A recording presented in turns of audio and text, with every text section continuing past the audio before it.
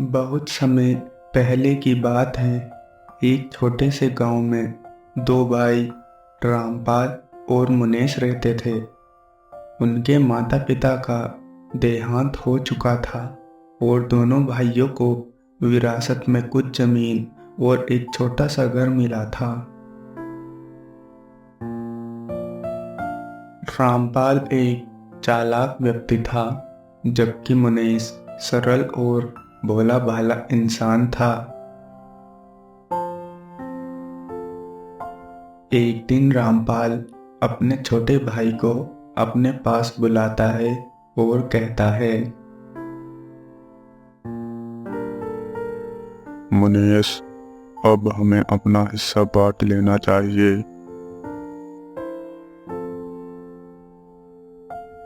हमारे पास जो जमीन है, अगर हम इसे आपस में बांट ले तो दोनों को फायदा होगा। तुम अपने खेत में काम करके धन कमाना और मैं अपने खेत में काम करके धन कमाऊंगा। और अगर तुमसे अपने खेत में काम नहीं होगा तो तुम अपने हिस्से की जमीन बेचकर कुछ पैसे कमा सकते हो और अपनी जिंदगी आराम से जी सकते हो। हाँ भाई, जैसा तुम्हें ठीक लगे। रामपाल ने कुछ कानूनी कागजात तैयार कराए और मुनेश से उन पर अंगूठा लगवा लिया। मुनेश ने बिना सोचे समझे उन कागजात पर अंगूठा लगा दिया। असल में रामपाल ने चालाकी से सारी जमीन पर अपना अधिकार कर लिया, जिसके बाद रामपाल मुनेश को गांव के बाहर एक झोपड़ी में ले गया और मुनेश से कहा, ये लो मुनेश, ये तुम्हारा हिस्सा है। अब तुम यहाँ पर अपना जीवन आराम से बिता सकते हो। मुनेश ने आश्चर्यचकित होकर पूछा, भाई, ये तुम क्या कह रहे हो?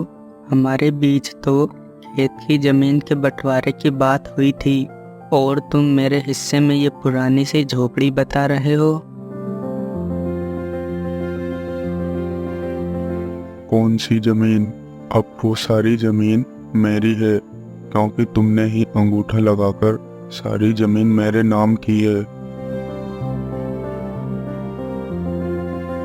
अगर गांव में रहना है तो रहो, नहीं तो ये झोपड़ी भी छोड़कर गांव से निकल जाओ। पर भाई, जमीन ही नहीं होगी तो मैं अपना घर कैसे चलाऊंगा? मुझे नहीं पता, अब भीख मांगो या कुछ भी करो, मैं तो चला अपने घर।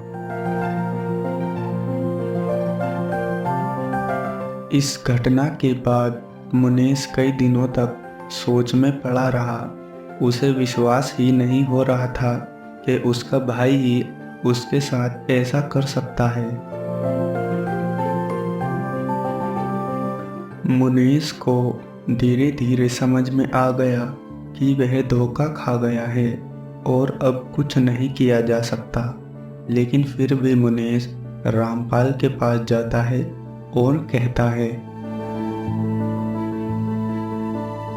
भाई, मैं समझ गया हूँ कि मैंने बिना सोचे समझे दस्तावेजों पर अंगूठा लगाकर गलती की है, पर मैं तुम्हारा छोटा भाई ही तो हूँ। तुम मेरी कुछ मदद कर दो, नहीं तो मैं बर्बाद हो जाऊंगा। ये तुम्हारी अपनी गलती है। तुमने बिना सोचे समझे कागजात पर अंगूठा लगाया। मैं तुम्हारे लिए कुछ नहीं कर सकता, जाओ यहाँ से। मुनेश ने अपने भाई की निर्दयता देखी और दुखी होकर वहां से चला गया। लेकिन उसने हार नहीं मानी। उसने खुद मेहनत करना शुरू किया। मुनेश ने गांव के बाहर एक फलों का ठेला लगाकर फलों को बेचना शुरू किया।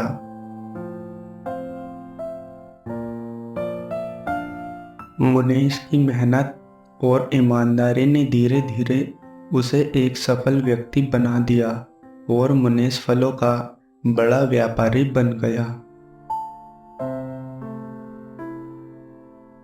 लेकिन दूसरी ओर रामपाल ने अपनी चालाकी से जमीन तो हासिल कर ली, लेकिन वह धीरे धीरे शराब के नशे में चूर हो गया। उसने अपनी फसल पर ध्यान देना छोड़ दिया और बेकार के कामों में अपना पैसा बर्बाद करने लगा। उसकी लापरवाही के कारण उसकी फसलें खराब होने लगी और उसकी आमदनी घटने लगी। कुछ समय बाद रामपाल की हालत खराब होने लगी।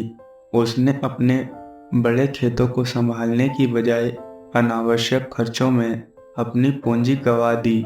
उसके खेत वीरान हो गए और वह कर्ज में डूब गया। जब रामपाल पूरी तरह कर्ज में डूब गया और उसके खाने के लाले पड़ने लगे, तब रामपाल मुनीष के पास जाता है और कहता है, भाई, मैंने तुम्हारे साथ बहुत बुरा किया था, लेकिन अब मेरी हालत बहुत खराब है। मैं बहुत आस लेकर तुम्हारे पास आया हूँ। क्या तुम मेरी थोड़ी मदद कर सकते हो? मुनीष को पुरानी बातें याद आने लगी, लेकिन मुनीष को अपने भाई की ऐसी हालत देख उस पर दया आ गई। भाई, मुझे पता है तुमने मेरे साथ अच्छा नहीं किया, लेकिन अगर मैं भी तुम्हारे साथ ऐसा ही करूँगा तो तुम में और मुझ में क्या फ़र्क रह जाएगा। मैंने बहुत कुछ सीखा है। मेहनत और ईमानदारी से ही इंसान आगे बढ़ सकता है। मैं तुम्हारी मदद करूँगा, लेकिन तुम्हें भी मेहनत करनी होगी और अपनी गलतियों से सीखना होगा। मुनीष ने रामपाल को अपने साथ मिलाकर काम करने का मौका दिया। रामपाल ने अपनी गलतियों से सबक लिया और दोनों भाई मिलकर अपने फलों के व्यापार को बहुत आगे ले गए। धीरे धीरे उनकी मेहनत रंग लाई और दोनों भाइयों की जिंदगी में खुशहाली वापस आ गई। इस कहानी से यह सीखने को मिलता है कि धोखा और चालाकी से हासिल की गई सफलता ज़्यादा समय तक नहीं टिकती। मेहनत और ईमानदारी से ही असली सफलता पाई जा सकती है।